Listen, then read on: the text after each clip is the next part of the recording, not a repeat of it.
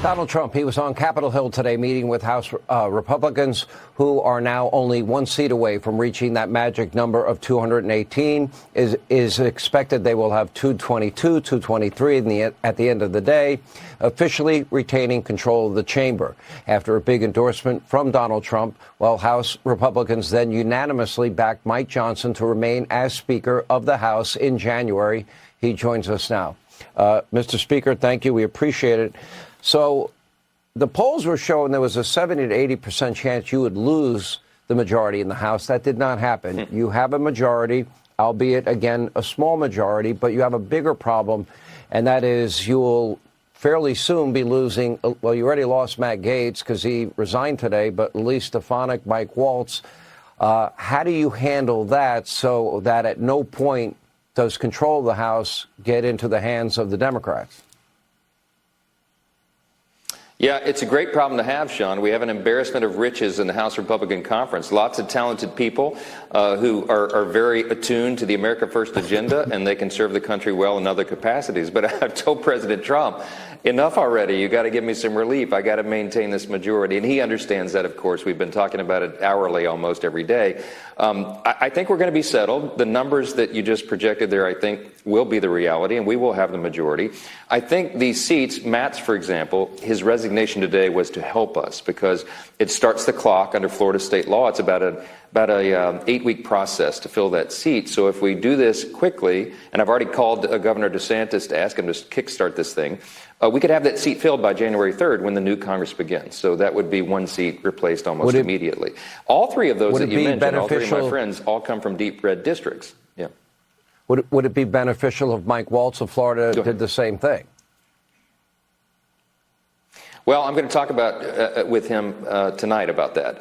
The timing matters. We need to stagger these things. He's going to fill a very important position for the president and for the country, and we don't want to delay that. And he doesn't have to be appointed by the Senate, his position. So we'll be able to figure that out. I know Governor DeSantis is going to be very busy working on all these matters, and the one you discussed in the previous segment, filling the Senate seat. So he'll be an active participant. We'll get this done. We're assured to have Republicans reelected in all these seats.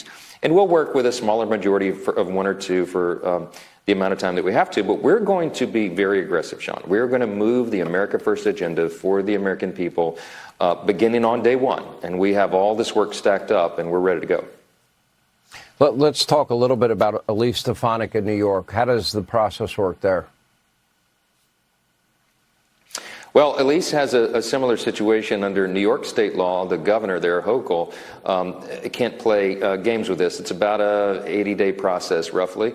And she comes from a very safe red district as well, so we'll get a strong Republican there. The county chairs are already working to come up with a consensus on who they'll put forward as the party's nominee, and we'll get that done. President Trump's already committed. If necessary, he'd go up there and do a rally. I mean, we will get this job done. But Elise is going to do an extraordinary job at the UN as the ambassador there.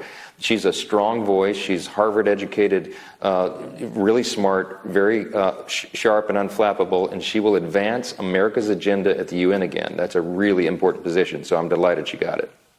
So it almost sounds like it would be better if she were to resign sooner than later. Also, let me ask you: tell us first about the meeting with President Trump today, where he endorsed you, and have you had any conversation with the new Senate Majority Leader John Thune, who outwardly was very supportive of the Trump agenda? And do you believe that the House, the Senate, and the President are all going to be on the same page? Because in my mind, you have between 18 months and 24 months to get a lot of this agenda through. You're exactly right. And the atmosphere here on the Hill is one of euphoria. I mean, the Republican Party is united and energized like I've never seen it, Sean. We had a great time with President Trump this morning. He came and visited with the House Republican Conference, as you saw, and he gave a ringing endorsement of me and our leadership team. And that's very helpful. The unity aspect of this is very important because we have to work together. I did call Leader Thune today and congratulate him on his victory. We talked for a short period of time about the agenda going forward. forward and how we have to do this in a bicameral fashion. We need the House Republicans and the Senate Republicans to be in lockstep on exactly the same page, and we will be. And he's excited about that. He's committed to the America First agenda as well. And we laughed about how our home cities and counties, his county, my parish, voted overwhelmingly for President Trump in a landslide. And our people and all the American people really desperately want and need and deserve this, and we're going to deliver.